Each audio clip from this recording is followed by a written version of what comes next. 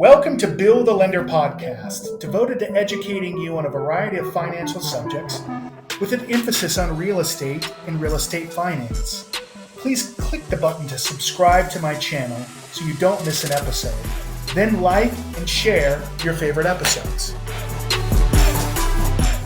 Hey everybody, it's Bill Rodriguez, your host of Bill the Lender podcast. Today we have Bill Moore, Bill the Lender and Bill the Builder. Bill Moore began his Denver development and architectural career in 2000 when he founded the design and build firm Sprocket Design and Build Inc. Sprocket, a design, lead construction, and architecture company, quickly tackled problems in novel ways that led to a colorful history of finding hidden gems and creating new urban typologies in their projects. With a 20-year run that includes delivery of over 160 projects, Bill brings a depth of management and fiduciary responsibility, coupled with the execution of knowledge. From existing buildings and parcels to entire submarkets primed for growth, Bill has been a leader in identifying opportunities and managing projects to capitalize on the latent demand in new areas. Bill, welcome to the show. Bill, how are you? I'm doing good, man. I'm really excited about today's conversation because we're going to be talking about things that are hot buttons for a lot of folks. And I feel like you bring a unique perspective to it as a builder. Housing affordability, the stability of the markets are all things that we talk about on the show. And I'm excited to hear from you today.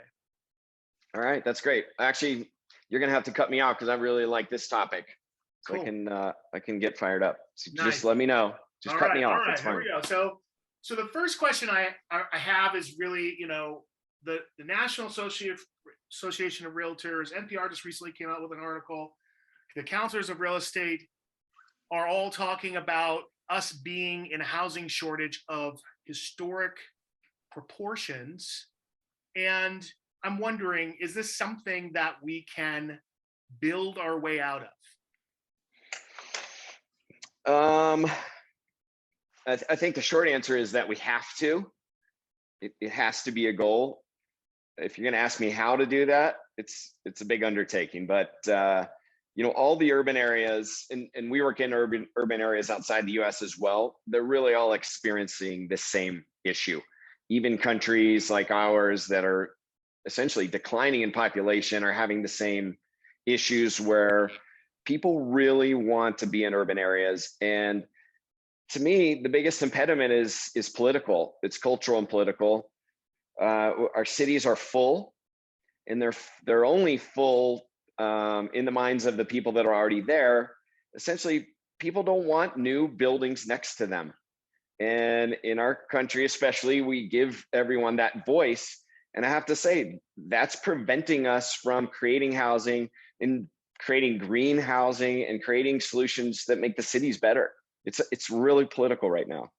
It's interesting to hear you say that, because that's not the answer that I would have expected. So what I heard you say was, it's the people who already own the housing that are impeding the process the most.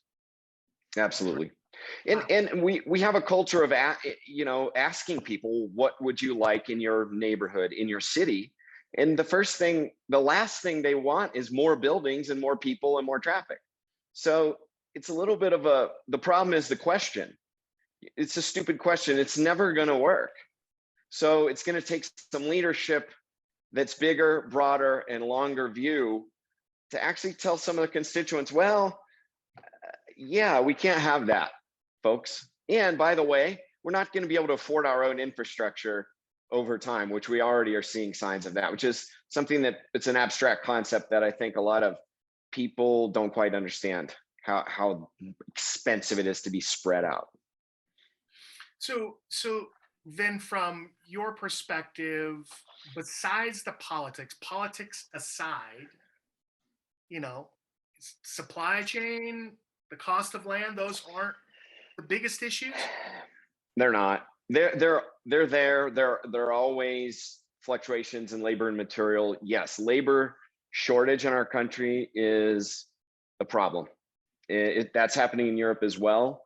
I know this isn't a political show, but we need people to do work, and we do not have them, especially in this market. In most urban markets in the Western world, there is not enough labor to do all kinds of things, and certainly not willing and skilled labor. And of all those things you listed, after my political, issue, labor is certainly next in a big way. After that, of course, you have material costs and supply chains, which I hope to be temporary because you can solve those problems in a shorter time period. Interest rates, those things are little bumps and blips, things to manage and deal with. Those are not preventing housing from being built at all. And you guys have such a long-term view, because when you guys look at your process, it just, we had this conversation yesterday. It's just taking so much longer, right, for you? Not only is it the politics, but it's the entitlement process. It's unbelievable, and I do feel bad for municipal workers and staff. They're engineers. They really are. They take a lot of care, and I think in the Denver market they do. They have their own sort of personnel shortages happening, but all the codes and things are additive. It's like you start out with an idea, and then you have a problem. We add something to fix it. Then next year you got another problem. You add something to fix it. Next thing you know, literally an identical project from 10 years ago, to get an approval or a building permit, it's at least 50 to 100% longer than it was at that time. So what's actually happening, even in this market, even when you have entitled land, to execute something, we can't even add units at the rate we were. So we're losing ground every day due to this sort of backlog issue. And it's not really the city's fault. I think but there's something in human nature about adding to our processes. So it's so much easier to do that than to take stuff away. And I can't see that changing. Yeah, I don't see it changing either. I don't see it changing either. And we talk about rising rates and inflation. You mentioned affordable housing, green housing, housing alternatives. Affordability with rising rates and inflation is a really big concern. Are there creative ways that you see, and I know you've got a lot of experience, you even teach at CU Boulder, to tackle this affordability problem? Is it a design thing? Is it a product type like condos or townhomes? What do you see as some potential solutions there, particularly with the cost of everything rising and taking longer? Well, the single biggest issue is to make more of it. You have to make more of it. As long as there's scarcity, as long as there are more buyers than there are homes, you're going backwards. So, after that point, I mean, we've done different things to create affordability, but the market forces are always going to be there. And, we've done different programs. We've had lease options, lease to own, different things like that to kind of help people. But to be honest, those are more in circumstances when we didn't have a buyer that's immediately there ready to pay more than asking price and things like that. So I have to, it's really a supply. However, to your question, condos to me they're the way that we should actually live responsibly in our cities. I have a house. I've always lived in a single family home. I'm in a townhouse right now, but in order to have longevity in our urban environments and for public transportation to work, for infrastructure to work and be manageable over time, and for our retail environments to be healthy and office environments, we have to get a lot closer to one another. And condo projects are the way to do it. And they're terrifying from a legal perspective. Again, that needs to be solved, but spatially, we have to get on top of each other and live together for longevity. I almost feel like we'll be economically forced over time, and we're not there yet, but we're seeing the signs of it. I really feel like these are the signs of that. Well, tell me, Some of these costs issues are the signs.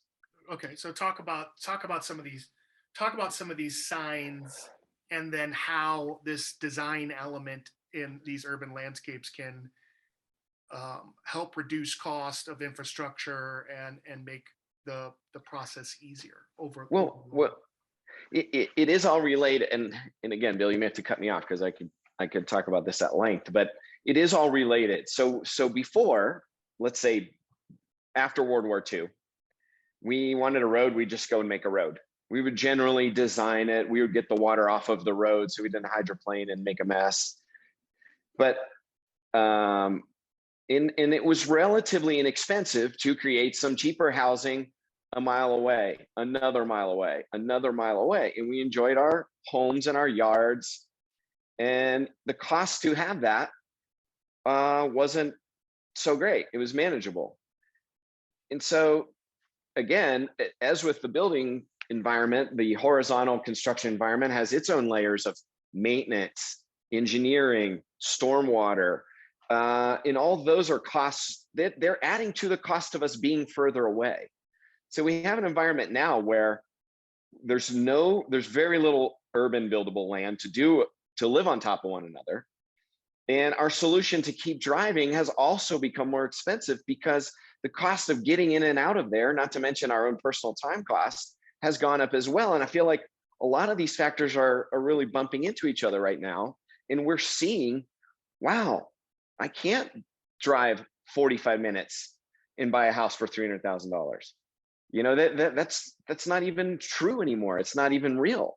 And so it's going to force us to reevaluate using the infrastructure we have, the water lines, power lines, sewer, stormwater, fire, police, everything that we need and use.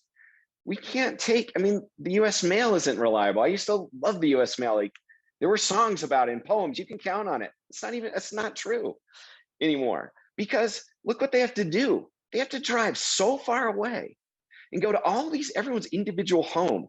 I mean, it's just absurd. It's just not going to be able to be economically feasible, regardless of if we want it or like it. We're not going to be able to afford that lifestyle anymore. I don't think. Now I'm getting a little bit fired up, Bill, you can tell, but I really see a time in our lifetime where we're not going to be able to afford our concept of what we believe to be a high quality of life or the single family quality of life. And so you're in a lot of different markets. You're in you're in Portugal, and you said you've got a project coming live in Mexico potentially as well here soon. So are there other a couple markets in Europe and in South America as well. So nice. Are there other countries that are doing it better or differently, or is this pretty much across the board what you're seeing? You know, honestly, it's the same. It's a lot of the same factors. People are re-urbanizing, or urban areas are growing, and there's a lot of the same heartburn with housing costs being extremely high. You know, I will say in Portugal as well, there's quite a bit of regulation surrounding what can be built and where, and so it's a lot of the same issues. Some of the countries are there, Portugal, for example, is in a dictatorship regime until the mid-70s. So it has a newer, younger kind of real estate cycle to look at.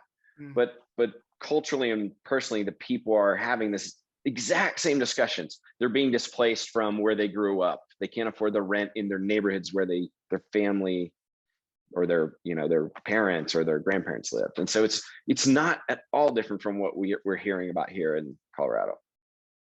Interesting. So are there then examples or communities that are incorporating more of this density mix? I mean, Denver has been changing their zoning plans for the last couple of decades now to really bring density into the Denver skyline landscape, cityscape. Are there markets and examples that people are doing a great job. Is there a community that you would count as a great example of where we're going?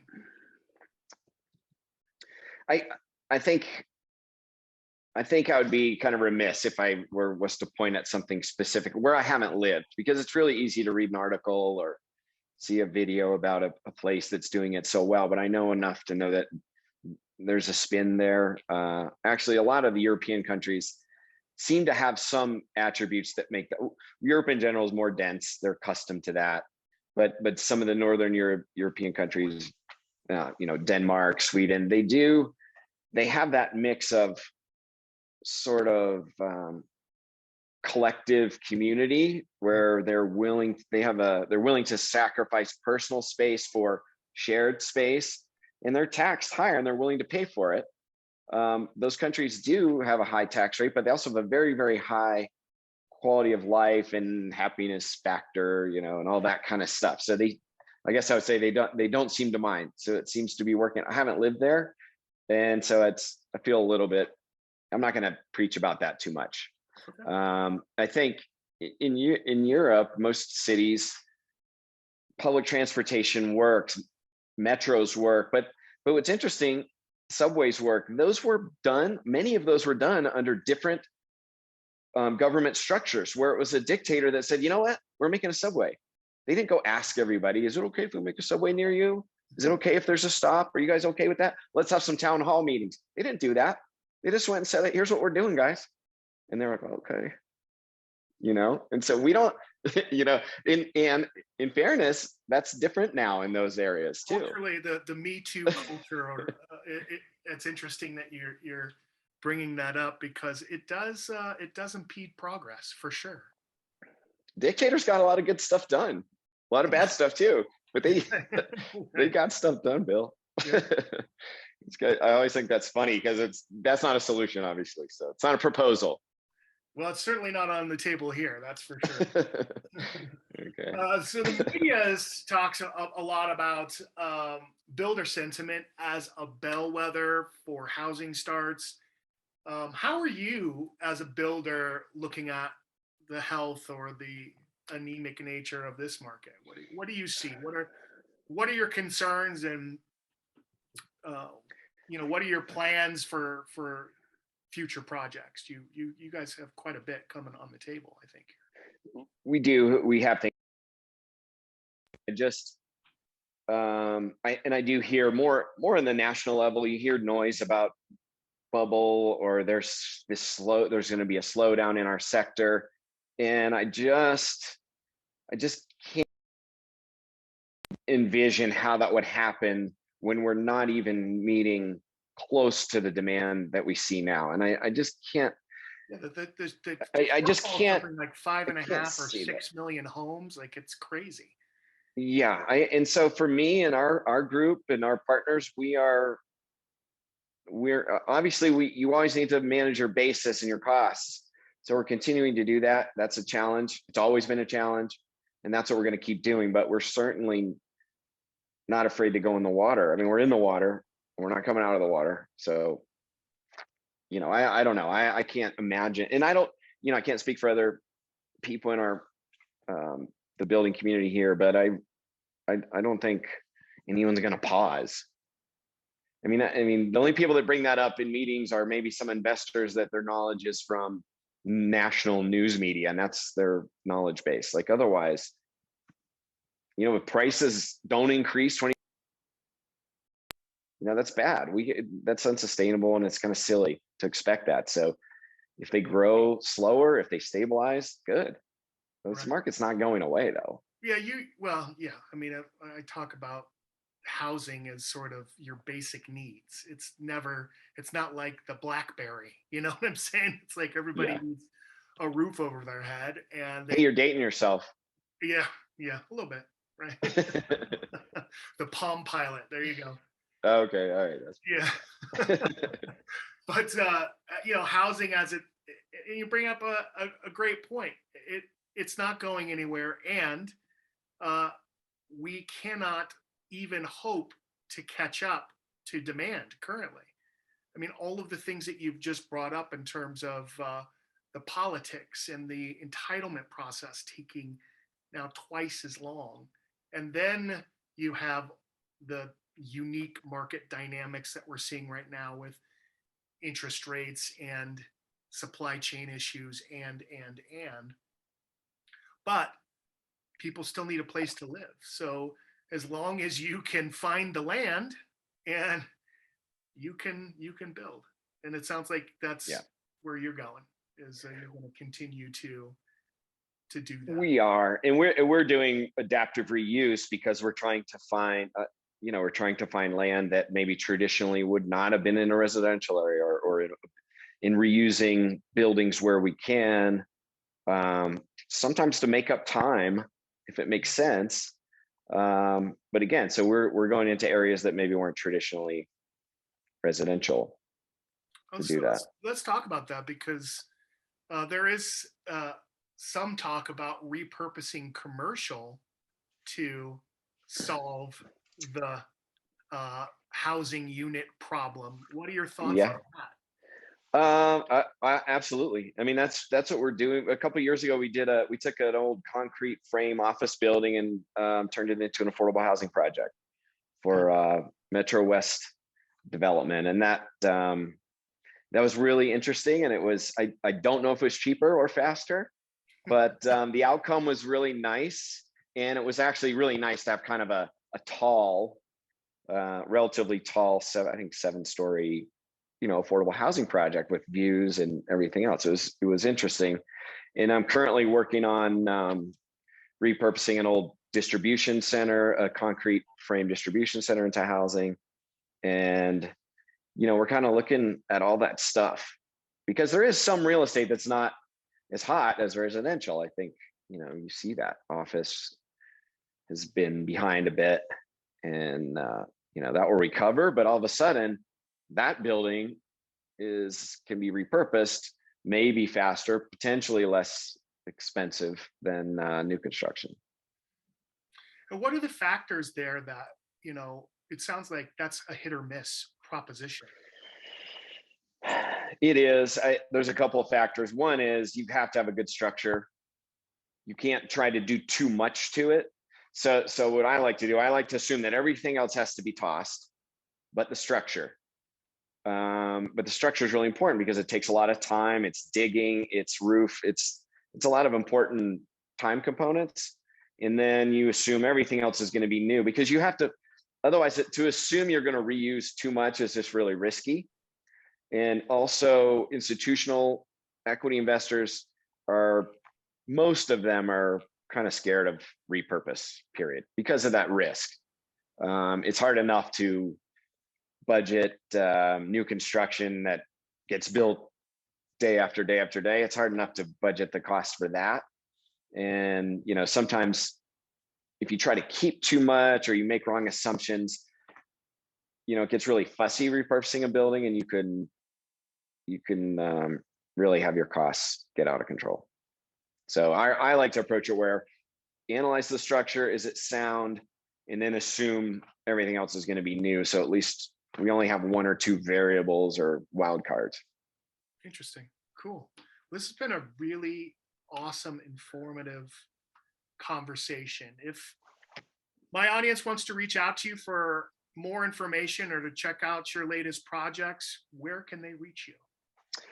The best place is be more at sprocket-dp.com, and that DP is design and planning. So our architecture firm is Sprocket. Be more at sprocket-dp.com, as in design and planning. We'll put that That'd be great in the show notes too, and reference some of the other episodes where we do talk about the inability to build yourself out of the housing shortage as well. Bill, this has been a great convo today. I really appreciate your time. And until next time, everybody, we will talk to you next week. This has been Bill the Lender Podcast. We talk about all things financial services related and how it impacts your real estate and real estate finance. Take care. Talk soon. Thanks for listening to Bill the Lender Podcast. Please reach out to me with any questions at 303-877-6323.